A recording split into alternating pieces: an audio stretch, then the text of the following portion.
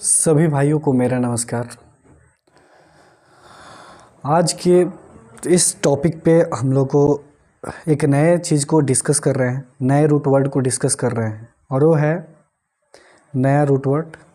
और इस root word को पढ़ना अति आवश्यक हो जाता है। चलिए तो इस रूट वर्ड को हम लोग क्लियर करते हैं। इसका नाम कोई और नहीं, देखिए आप जितना यहाँ पे देख रहे हो, यहाँ पे एक चीज़ आपको कॉमन देखने को मिलेगा, पैथी। पैथी यहाँ पे भी है, पैथी यहाँ पे भी है, पैथी यहाँ पे भी है, पैथी यहाँ पे भी है।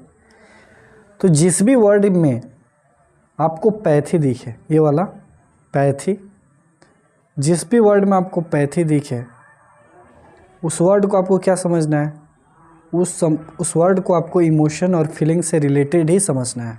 ठीक है बच्चे, कोई भी इंग्लिश का वर्ड हो, अगर उसमें पैथी शब्द है, पैथी जुड़ा है, लिखा हुआ है, पैथी वर्ड है, तो वह किससे रिलेट आप करेंगे? इमोशन से, फीलिंग से। यानी कि आपने क्या बोलते हैं इमोशंस को हिंदी में? फीलिंग्स, भावनाओं से आप लोग उससे रिलेट करेंगे। चलिए स्टार्ट करते हैं। हमारा पहला वर्ड है अपैथी। डियर स्टूडेंट, आप पहला आप देख रहे होंगे वर्ड, ये है अपैथी। अपैथी क्या है? नाउन है। इसका मतलब होता है लैक ऑफ इमोशंस, जिसमें इमोशंस की कमी हो। इंडिफरेंस लोग कैसे होते हैं?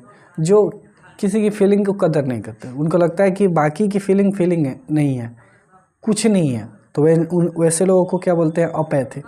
या आपको ऐसे समझिए, पैथी मतलब क्या होता है, तो आप बोलेंगे कि हाँ पैथी मतलब तो पता है, लेकिन मैं आपसे बोल रहा हूँ यहाँ पे कि पैथी मतलब तो इमोशन और फीलिंग से रिलेटेड है। लेकिन जब भी ए लग जाए, तो जब भी ए लग जाता है तो वह नेगेटिव सेंस देता है। ठीक है, यहाँ पे देखिए ए पैथी में ए लगा हुआ है। ठीक है, तो यह क्या सेंस कर रहा है कि यह जो है हमारा नेगेटिव सेंस दे रहा है। चलिए ठीक है, अब हम अपने दूसरे वर्ड पे चलते हैं। दूसरा वर्ड क्या है? एंटीपैथी। एंटीपैथी, देखिए एंटीपैथी क्या होता है? आपने क्लॉकवाइज सुना होगा, एंटी क्लॉकवाइज सुना होगा। क्लॉकवाइज क्या होता है भाई? क्लॉकवाइज घड़ी की दिशा की ओर, और एक एंटी क्लॉज होता है घड़ी की दिशा के सीधे उल्टा। तो एंटी मतलब सीधे विरोधी, उल्टा। यानी कि एंटी को ऐसे याद कर सकते हैं, तो एंटीपैथी को कैसे याद करें? तो एंटी को अलग कर लो। एंटी क्या है भाई? उल्टा है। इतना दूर आप देख लो, एंटी उल्टा है, एंटी यहाँ तक तो उल्टा है। और इसमें आप देखेंगे कि पैथी भी तो है, पैथी। तो पैथी तो फीलिंग से और इमोशन से रिलेट वर्ड है। तो इसका मतलब क्या होता है? ए फीलिंग ऑफ डिसलाइक या हेटर्ड, नफरत वाली फीलिंग रखने वाले लोगों के क्या बोला जाता है? एंटीपैथी पर्सन बोला जाता है। ठीक है, एंटीपैथी बोला जाता है। ठीक है, हमारा तीसरा वर्ड देखिए, जो कि है सिंपैथी। सिंपैथी का मतलब क्या होता है? सांत्वना देना। आपने सुना भी होगा सिंपैथी। ठीक है, सिंपैथी मतलब क्या होता है? सांत्वना देना। ये नाउन है, और इसका मतलब क्या होता है? अ फीलिंग ऑफ पीटी या सॉरो फॉर समवन्स मिसफॉर्च्यून। ठीक है, यहाँ पे आपको ये सेंटेंसेस दिख रहा होगा। सॉरो, किसी की दुख के लिए, किसी की तकलीफ के लिए सांत्वना देना, या उसके प्रति फीलिंग का होना, क्या कहलाता है? सिंपैथी कहलाता है। सिंपैथी नाउन वर्ड है। ठीक है बच्चे, इसके बाद है हमारा इम्पैथी। देखिए सिंपैथी और इम्पैथी दोनों में अंतर होता है। सिंपैथी मतलब हो कि आप सांत्वना दे रहे हो, और एम्पैथी है कि आपके पास उतना कैपेबल हो, आपके पास उतना एबिलिटी है। एम्पैथी किसे बोलते हैं? एम्पैथी मतलब होता है बच्चे क्षमता, यानी कि आपके पास वो क्षमता है किसी की फीलिंग को समझने की। आप उसकी फीलिंग को अपनी फीलिंग की तरह समझते हो, तो उससे उस हालात को एम्पैथी कहा जाता है। तो जिस भी वर्ड में, जैसे कि एंटीपैथी में देख सकते हो आप पैथी है। ठीक है, और एंटीपैथी में देखो पैथी है, सिंपैथी में पैथी है, इम्पैथी में पैथी है। सब वर्ड में कहीं ना कहीं आपको पैथी दिखेगा, पैथी है। तो पैथी जहाँ भी आ रहा है, तो इसको रिलेट किस चीज़ से कर रहे हैं? इमोशन से, फीलिंग से। तो अब आगे बढ़ते हैं हम लोग। ठीक है, तो एम्पैथी का मतलब क्या होता है? The ability to understand the feeling of other, किसी दूसरे की फीलिंग को समझने की शक्ति ही एम्पैथी कहलाती है। ठीक है, हमारा है टेलीपैथी को हम तोड़ के बताते हैं आपको कैसे होगा। टेली मतलब क्या होता है? टेली मतलब दूर होता है, रिमोट एरिया।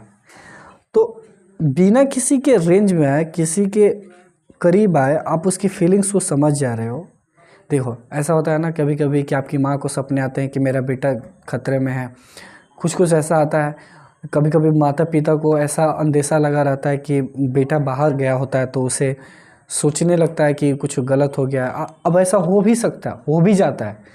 जैसे कि कोई तकलीफ में होता है, जैसे आपके छोटा लड़का किसी का तबीयत ख़राब होता है, तो माँ को पता चल जाता है कि हाँ मेरे बेटे का लगता है तबीयत ख़राब है। तो एक सिक्स सेंस काम करता है ना कभी कभी पीछे, तो उस हालत को, उस चीज़ को क्या बोलते हैं, टेलीपैथी बोलते हैं। यानी कि ए वे ऑफ, इसे क्या बोलेंगे बच्चे, a way of communicating feeling from one's person's mind to another without actually meeting him. यानी कि सिक्स्थ सेंस, आप उससे मिले भी नहीं है लेकिन उसकी फीलिंग्स को आप समझ रहे हैं। इट्स वर्क, ठीक है। अब हम बात करते हैं पहले सिनेरियो पर। और मैंने बात किया कि हम लोग वोकैब तो पढ़ते हैं, लेकिन वोकैब को विस्तृत पढ़ना है, डिटेल पढ़ना है। एंटीपैथी तो मैं बोल दूंगा कि हाँ घृणा करने वाले लोग को एंटीपैथी बोला जाता है। लेकिन बच्चे आप एक बात बताओ, अगर वर्ड में आ जाए रिपग्नेंस, वर्ड में आ जाए आपके सिनोनिम्स में अबोमाइनेशंस आ जाए, डिसगस्ट आ जाए, अबोरेंस आ जाए, अवर्जन आ जाए, डिसलाइक आ जाए, तो फिर आप तो घूमने लगोगे कि इसका मतलब क्या होता है। सबका मतलब एक है, इसीलिए मैंने इसे नीचे देखना आप थोड़ा विस्तृत में थोड़ा बता रखा है, ठीक है बच्चे, ध्यान देते हैं हम लोग। यहाँ पे देखिए अफेक्शन, सॉरी यार, हाँ तो पहला है एंटीपैथी, देखते हैं हम लोग एंटीपैथी, ठीक है बच्चे। एंटीपैथी को हम लोग चेकआउट करेंगे। तो एंटीपैथी में, एंटीपैथी का क्या क्या सिनोनिम्स हो सकता है, याद कर सकते हैं आप। डिसलाइक, अवर्जन मतलब भी होता है घृणा करने वाले लोग, क्योंकि हमें पता है कि अपैथी का मतलब क्या होता है। अवर्जन मतलब भी घृणा करने वाले लोग। अबोरेंस, अबोरेंस को मतलब ऐसे याद कर सकते हो, भाई बोर हो गया, मैं तो बहुत बोर हो गया। चाहे भोर को, अबोर मतलब ऐसे सुबह में कोई जगाता है तो उस पर घृणा नहीं आता, गुस्सा नहीं आता, भोर में कोई जगाता है तो ऐसे याद कर लो। रिपग्नेंस को, जो लोग बहुत ही ज़्यादा नफरती वाले होते हैं, नापसंदी करने वाले लोग होते हैं वैसे। डिसडेन को याद कर लो, ठीक है बच्चे। उसके बाद अबोमाइनेशन, अबोमाइनेशन जो लोग दूसरे को देख के नफरती करते हैं या उनको देख के उनको नापसंद करते हैं, अच्छी फीलिंग्स नहीं रखते हैं उन्हें। डिसगस्ट का तो मतलब पता ही होगा आपको लोग, डिसगस्ट नापसंदीदा चीज़, ठीक है। एनाथीमा, एनाथीमा को कैसे याद करोगे, एनाथीमा को आत्मा से याद कर लो। आत्मा, आत्मा क्या है, आत्मा इज़ अ डिस्गस्ट चीज़, ठीक है, आप ऐसे याद कर सकते हो। लोथसम, लोथसम को कैसे याद करोगे, लोथसम मतलब क्या होता है भाई, बैठे बैठे मतलब ऐसे, it's sense of the animosity होता है। There have no chances to another to a fall, ठीक है। अब नेक्स्ट चलते हैं हम लोग एंटोनिम्स में, हम लोग काम करेंगे। एंटोनिम्स क्यों ज़रूरी है, क्योंकि इसका उल्टा भी तो आपको पढ़ना पड़ता है। और अब है एंटीपैथी, एंटीपैथी का हम उल्टा करेंगे, एंटोनिम्स पढ़ेंगे, ठीक है बच्चे। एंटोनिम्स पढ़ना क्यों ज़रूरी है समझना पड़ेगा। तो हमने बात किया कि इसका एंटोनिम क्या हो जाएगा, अफेक्शन, अफेक्शन मतलब होता है प्रेम करना। अफिनिटी, अफिनिटी मतलब लगाव होता है, ठीक है बच्चे। अफिनिटी का मतलब क्या होता है, लगाव,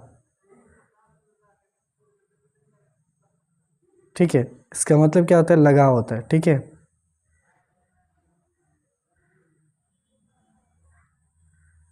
लगाव होता है। इंक्लिनेशंस, इंक्लिनेशन में भी लगाव होता है।